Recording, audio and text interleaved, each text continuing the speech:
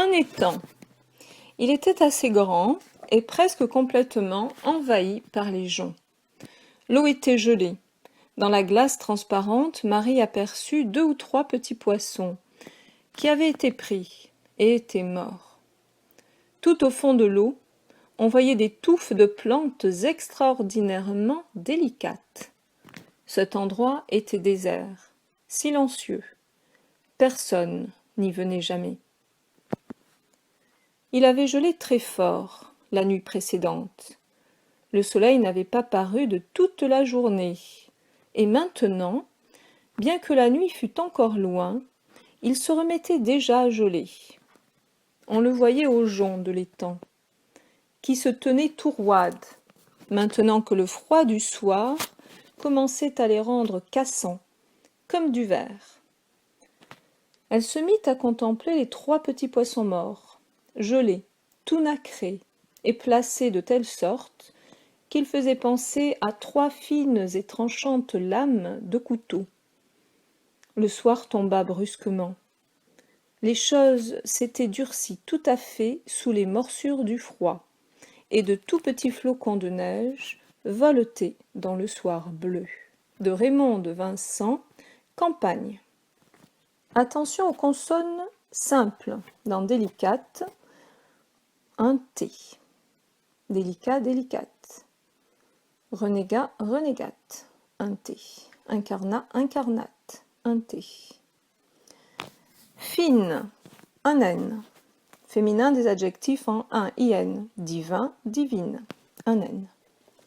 Une lame, un N, comme dans lamelle, laminoir. Voleter. Attention au suffixe ETER. Dans caqueter, crocheter, rejeter, souffleter.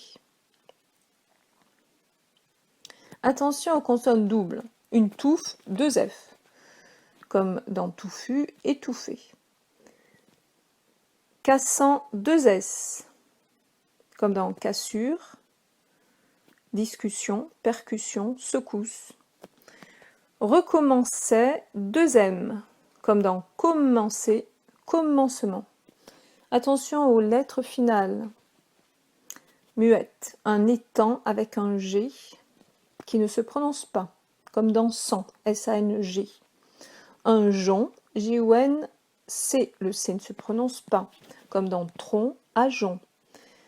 Attention au H dans envahi, E-N-V-A-H-I, comme dans envahissement, envahisseur.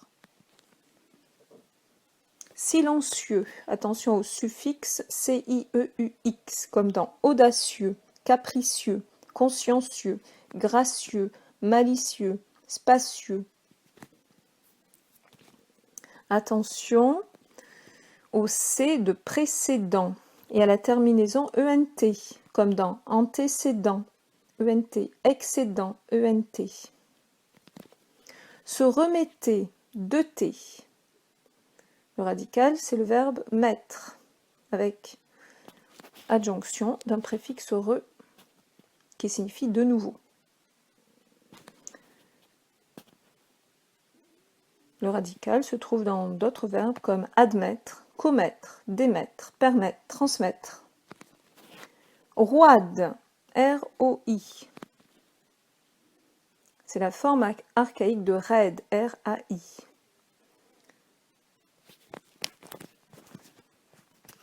Un couteau, E-A-U. Autre mot se terminant par EAU, cordeau, ruisseau, vaisseau, etc. Une morsure, U-R-E. Comme une éraflure, une pelure, une rayure.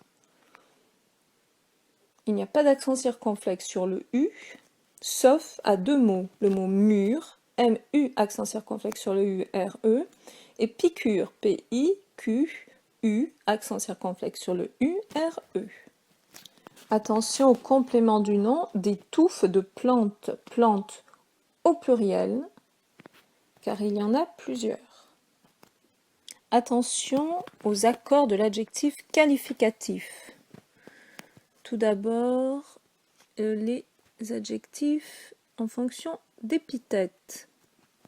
L'adjectif délicate au pluriel. Tout au fond de l'eau, on voyait des touffes de plantes extraordinairement délicates. Délicate s'accorde avec le nom féminin plante qu'il qualifie.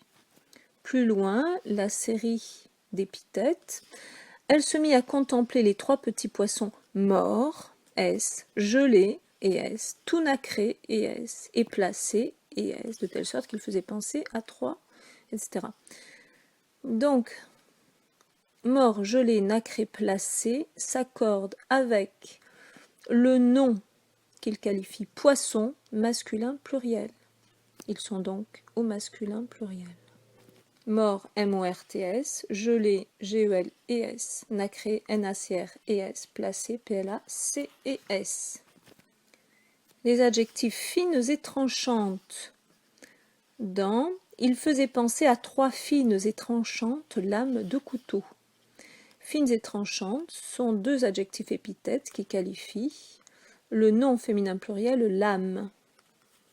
Donc fine, F-I-N-E-S, tranchante, T-R-A-N-C-H-A-N-T-E-S. À présent, les attributs. 3 petits poissons qui avaient été pris et étaient morts. Mort, M-O-R-T-S.